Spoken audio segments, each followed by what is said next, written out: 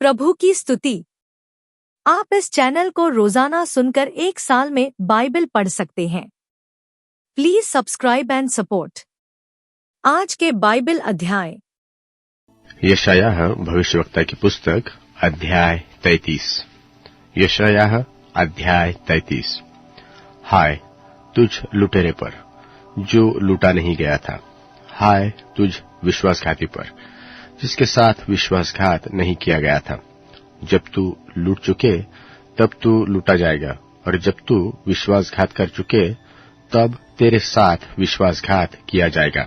हे यहोवा, हम लोगों पर अनुग्रह कर, क्योंकि हम तेरी ही बाट जोहते आए हैं। तू भोर को उनका भुजबल और संकट के समय हमारा उद्धार करता ठहर। हुल्लड़ सुनते ही देश देश के लोग भाग गए। तेरे उठने पर अन्य जातियां तितर बितर हुई, और जैसे टिड्डियां चट करती है वैसे ही तुम्हारी लूट चट की जाएगी, और जैसे टिड्डियां टूट पड़ती है वैसे ही वे उस पर टूट पड़ेंगे। यहोवा महान हुआ है, वह ऊंचे पर रहता है। उसने सिय्योन को न्याय और धर्म से परिपूर्ण किया है, और उद्धार और बुद्धि और ज्ञान की बहुतायत तेरे दिनों का आधार होगी, और यहोवा का भय उसका धन होगा। देख, उनके शूरवीर बाहर चिल्ला रहे हैं, संधि के दूत विलक विलक कर रो रहे हैं। राजमार्ग सुनसान पड़े हैं, अब उन पर बटोही नहीं चलते। उसने वाचा को टाल दिया, उसने नगरों को तुच्छ जाना, उसने मनुष्य को कुछ न समझा। पृथ्वी विलाप करती और मुरझा गई है, लबानोन कुम्भला गया और उस पर सियाही छा गई है। शारोन मरुभूमि के समान हो गया है, और बाशान और कर्मेल में पतझड़ हो रही है। यहोवा कह रहा है कि अब मैं उठूंगा, अब मैं अपना प्रताप दिखाऊंगा, अब मैं महान ठहरूंगा। तुम में सूखी घास उपजेगी, तुम भूसी उत्पन्न करोगे। तुम्हारी सांस आग है जो तुम्हें भस्म करेगी। देश देश के लोग फूंके हुए चूने के समान हो जाएंगे, और कटे हुए कटीले पेड़ों की नाई आग में जलाए जाएंगे। हे दूर दूर के लोगों, सुनो कि मैंने क्या किया है, और तुम भी जो निकट हो मेरा पराक्रम जान लो। सिय्योन के पापी थरथरा गए, भक्तिहीनों को कंपकपी लगी है। हम में से कौन प्रचंड आग के साथ रह सकता है? हम में से कौन उस आग के साथ रह सकता है जो कभी नहीं बुझेगी?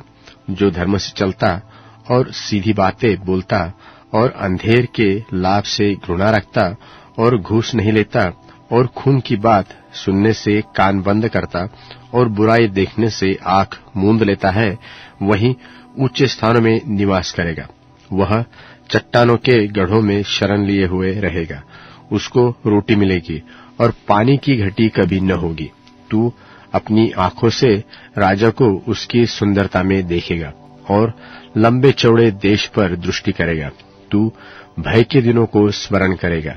गिनने वाला और तौलने वाला कहाँ रहा? गुम्मटों का गिनने वाला कहाँ रहा? तू उन निर्दय लोगों को न देखेगा जिनकी कठिन भाषा तू नहीं समझता और जिनकी लड़बड़ाती जीभ की बात तू नहीं बूझता। हमारे पर्व के नगर सिय्योन पर दृष्टि कर। तू अपनी आंखों से यरूशलेम को देखेगा कि वह विश्राम का स्थान और ऐसा तंबू है जो कभी गिराया नहीं जाएगा, और जिसका कोई खुंटा कभी उखाड़ा न जाएगा, और कोई रस्सी कभी न टूटेगी।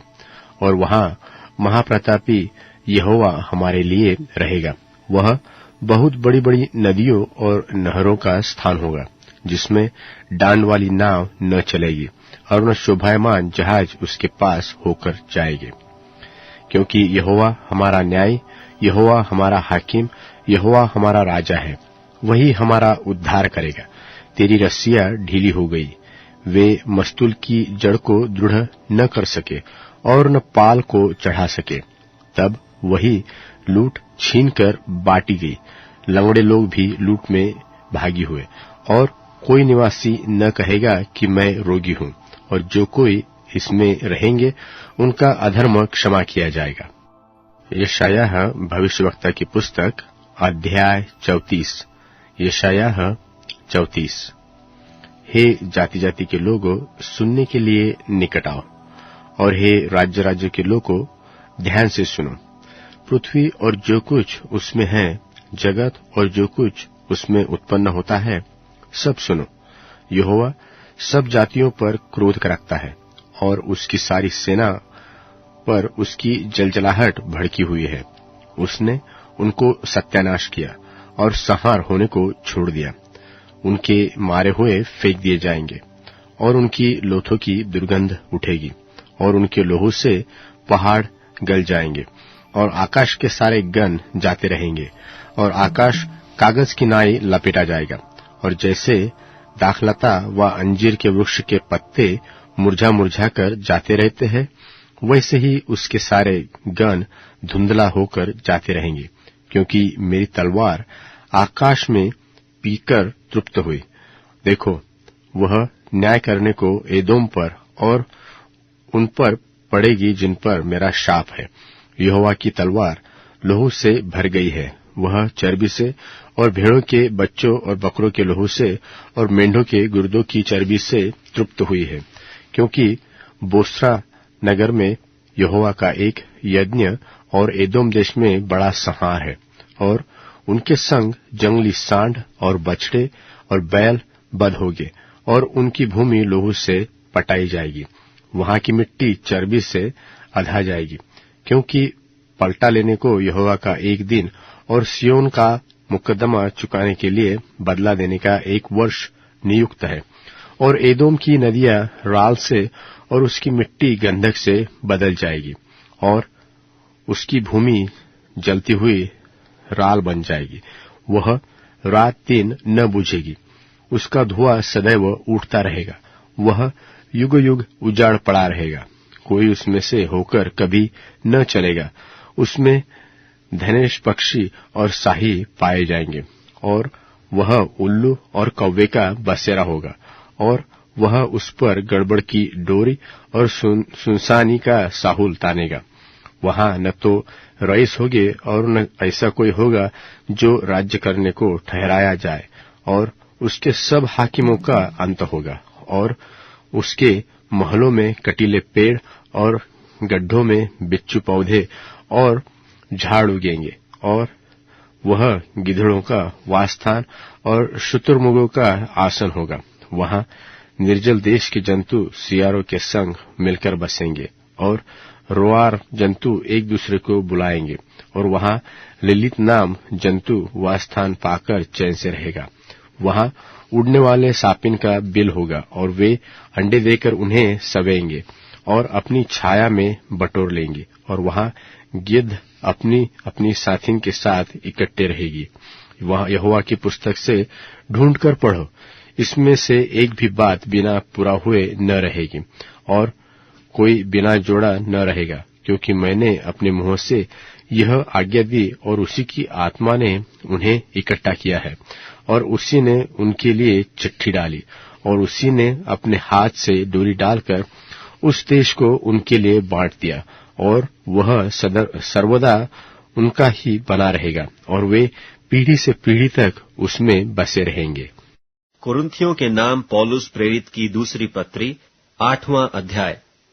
अब हे भाइयों, हम तुम्हें परमेश्वर के उस अनुग्रह का समाचार देते हैं जो मकिदुनिया की कलीसियाओं पर हुआ है, कि क्लेश की बड़ी परीक्षा में उनके बड़े आनंद और भारी कंगालपन के बढ़ जाने से उनकी उदारता बहुत बढ़ गई। और उनके विषय में मेरी यह गवाही है कि उन्होंने अपनी सामर्थ भर, वरन सामर्थ से भी बाहर मन से दिया, और इस दान में और पवित्र लोगों की सेवा में भागी होने के अनुग्रह के विषय में हमसे बार बार बहुत विनती की। और जैसी हमने आशा की थी वैसी ही नहीं, वरन उन्होंने प्रभु को फिर परमेश्वर की इच्छा से हमको भी अपने तई दे दिया। इसलिए हमने तीतुस को समझाया कि जैसा उसने पहले आरंभ किया था, वैसा ही तुम्हारे बीच में इस दान के काम को पूरा भी कर ले। सो जैसे हर बात में, अर्थात विश्वास, वचन, ज्ञान और सब प्रकार के यत्न में और उस प्रेम में जो हमसे रखते हो बढ़ते जाते हो, वैसे ही इस दान के काम में भी बढ़ते जाओ। मैं आज्ञा की रीति पर तो नहीं, परंतु औरों के उत्साह से तुम्हारे प्रेम की सच्चाई को परखने के लिए कहता हूं। तुम हमारे प्रभु यीशु मसीह का अनुग्रह जानते हो कि वह धनी होकर भी तुम्हारे लिए कंगाल बन गया, ताकि उसके कंगाल हो जाने से तुम धनी हो जाओ। और इस बात में मेरा विचार यही है, क्योंकि यह तुम्हारे लिए अच्छा है, जो 1 वर्ष से न तो केवल इस काम को करने ही में, परंतु इस बात के चाहने में भी प्रथम हुए थे। इसलिए अब यह काम पूरा करो कि जैसा इच्छा करने में तुम तैयार थे, वैसा ही अपनी अपनी पूंजी के अनुसार पूरा भी करो। क्योंकि यदि मन की तैयारी हो तो दान उसके अनुसार ग्रहण भी होता है जो उसके पास है, न कि उसके अनुसार जो उसके पास नहीं। यह नहीं कि औरों को चैन और तुमको क्लेश मिले, परंतु बराबरी के विचार से इस समय तुम्हारी बढ़ती उनकी घटी में काम आए, ताकि उनकी बढ़ती भी तुम्हारी घटी में काम आए कि बराबरी हो जाए। जैसा लिखा है कि जिसने बहुत बटोरा उसका कुछ अधिक न निकला। और परमेश्वर का धन्यवाद हो जिसने तुम्हारे लिए वही उत्साह तीतुस के हृदय में डाल दिया है कि उसने हमारा समझाना मान लिया, वरन बहुत उत्साही होकर वह अपनी इच्छा से तुम्हारे पास गया है। और हमने उसके साथ उस भाई को भेजा है जिसका नाम सुसमाचार के विषय में सब कलीसिया में फैला हुआ है। और इतना ही नहीं, परंतु वह कलीसिया से ठहराया भी गया कि इस दान के काम के लिए हमारे साथ जाए। और हम यह सेवा इसलिए करते हैं कि प्रभु की महिमा और हमारे मन की तैयारी प्रकट हो जाए। हम इस बात में चौकस रहते हैं कि इस उदारता के काम के विषय में जिसकी सेवा हम करते हैं, कोई हम पर दोष न लगाने पाए, क्योंकि जो बातें केवल प्रभु ही के निकट नहीं परंतु मनुष्यों के निकट भी भली हैं, हम उनकी चिंता करते हैं। और हमने उसके साथ अपने भाई को भेजा है, जिसको हमने बार बार परख के बहुत बातों में उत्साही पाया है, परंतु अब तुम पर उसको बड़ा भरोसा है, इस कारण वह और भी अधिक उत्साही है। यदि कोई तीतुस के विषय में पूछे तो वह मेरा साथी और तुम्हारे लिए मेरा सहकर्मी है। और यदि हमारे भाइयों के विषय में पूछे तो वे कलीसियाओं के भेजे हुए और मसीह की महिमा है। सो अपना प्रेम और हमारा वह घमंड जो तुम्हारे विषय में है, कलीसियाओं के सामने उन्हें सिद्ध करके दिखाओ। भजन संहिता अध्याय 76। भजन संहिता अध्याय 76। परमेश्वर यहूदा में जाना गया है, उसका नाम इस्राएल में महान हुआ है, और उसका मंडप शालेम में और उसका धाम सियोन में है। वहां उसने चमचमाते तीरों को और ढाल और तलवार को तोड़कर निदान लड़ाई ही को तोड़ डाला है।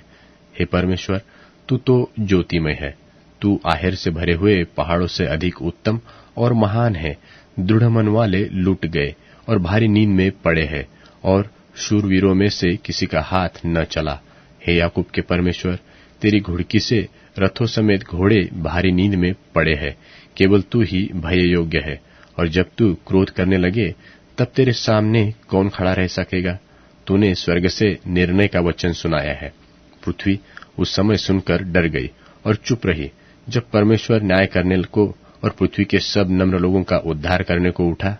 निश्चय मनुष्य की जलजलाहट तेरी स्तुति का कारण हो जाएगी, और जो जलजलाहट रह जाए उसको तू रोकेगा। अपने परमेश्वर यहोवा की मन्नत मानो और पूरी भी करो। वह जो भय के योग्य है, वह उसके आसपास के सब रहने वाले उसके लिए भेंट ले आए। वह तो प्रधानों का अभिमान मिटा देगा, वह पृथ्वी के राजाओं को भय योग्य जान पड़ता है। अब Amazon music, tune in, Spotify और YouTube म्यूजिक में उपलब्ध है। Please follow it.